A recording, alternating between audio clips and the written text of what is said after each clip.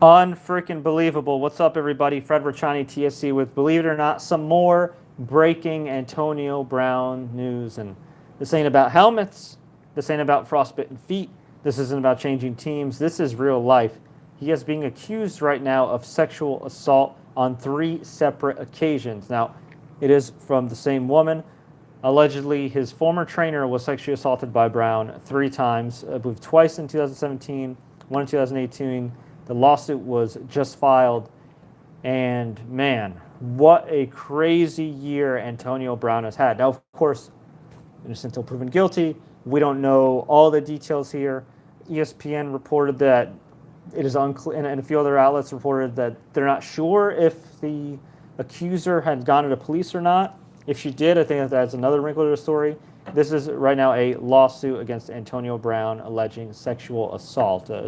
Apparently, one time he exposed himself to her. There was another time, allegedly, where he forced himself trying to kiss her. And then there was a third and final time where he reportedly sexually assaulted her and, well, raped her. Obviously, some really serious allegations here. Some incredibly serious allegations. And, look, I think you definitely you guys look at it in both sides. I'm somebody that obviously is sympathetic to these kinds of situations and everybody that's affected. If this actually did occur to this woman, it's horrible. But if she's lying, that's also horrible. I mean, it's too early to tell. We don't know. All I can say is that there are going to be people that are going to be saying that the timing of this is convenient, but at the same time, the court of law does work very slow. But whatever the case may be, think about this, right? In the span of a few months, he gets traded to the Raiders, signs a big contract with $30 million guaranteed, can earn upwards of $50 million. He goes to a cryogenic chamber, hyperbolic chamber, whatever you want to call it, and frostbites his feet, because his feet frostbitten. Then, on top of that, there's a danger that he might not even play. Okay, people are talking about most recently he was going to play week 1 and didn't play week 1. People were worried that the dude might not even play for a month. Then it was the helmet. NFL banned the specific helmet that he wanted to use. It was an old style helmet, and he felt so insecure he threatened to retire. Then he made up with the team and he came back. Then he had some back and forth with Mike Mayock. Then Mike Mayock was saying you're all in or all out. And it just kept going and going and going and going. Then he filed a grievance with the NFL. Then the NFL rejected it, and then an arbitrator rejected him. Then he signed an endorsement deal for that helmet, for a new helmet. So then when we finally think he's going to come back, he gets into it with Mike Mayock. He allegedly calls him a cracker to his face. And John Gruden, I guess, smooths things over. And in less than 24 hours after smoothing things over and Antonio Brown apologizing, right, he records a conversation with John Gruden and makes it into a whole video. Now, whether John Gruden was in on it or not, I don't know. Never mind the fact that prior to this, there were a bunch of times he missed practice, didn't attend a walkthrough, got fined, Instagrammed the fine slip from Mike Mayock and all that jazz. And then finally, it was found out that the dude was fined in upwards of $215,000. And I guess there's some special trigger or clause in the Raiders contract that Brown signed that caused him to lose all his guaranteed money. So in other words, the Raiders barely paid anything, if anything at all, for Antonio Brown. So then he posted on Instagram, "Release me." They released him. And not even a day later, a few hours later, it was official. Antonio Brown signed with the Patriots. Then there were rumors that came out that Tom Brady's going to let Antonio Brown live with him to get settled in.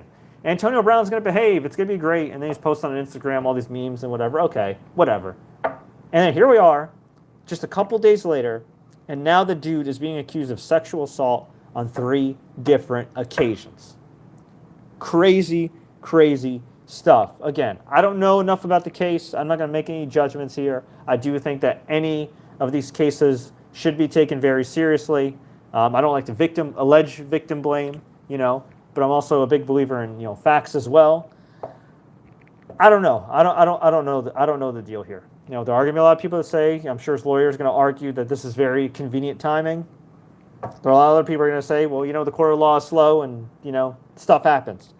I don't know what the deal is here. I don't think any of us know. I'm sure more details will come out as this case progresses, if it ends up going to court or if it gets settled out of court. I have no freaking idea, but either way, this is a very bad deal for Antonio Brown. It's never a good thing, whether accurately or falsely being accused of sexual assault or any crime of this magnitude.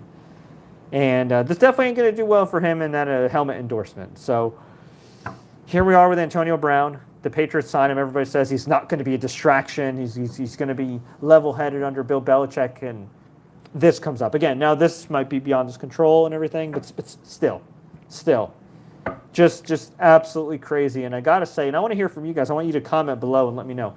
Is this not the craziest week? Forget the craziest year, but the craziest week, a span of 7 days that a player has ever had in the National Football League.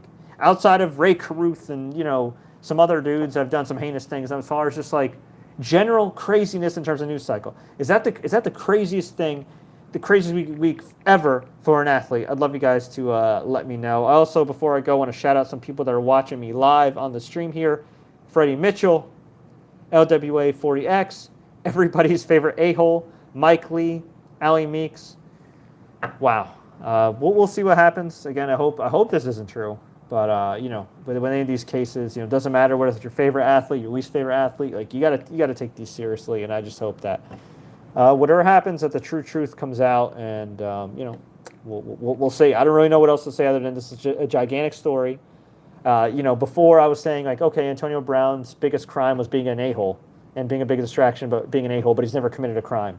And now here we are a few days later, and he's actually being accused of a freaking serious crime. But if you enjoyed this update, folks, please click the like button, share this with all your friends. I do a lot of video blogs like this. I interview a lot of NFL players. If you're new here on this channel, I recently interviewed Walter Jones, Hall of Fame tackle from the Seattle Seahawks, interviewed Mike Minter, Carolina Panthers legend. I've had some active players on here too, most recently Dylan Cole, linebacker of the Houston Texans, long snapper Luke Rhodes of the Indianapolis Colts. So please feel free to browse through the archives. I'll post a link in the description and in the comments below. And until then, thank you so much for watching. We'll see what happens. And yeah, not a good deal at all. Not a good deal at all.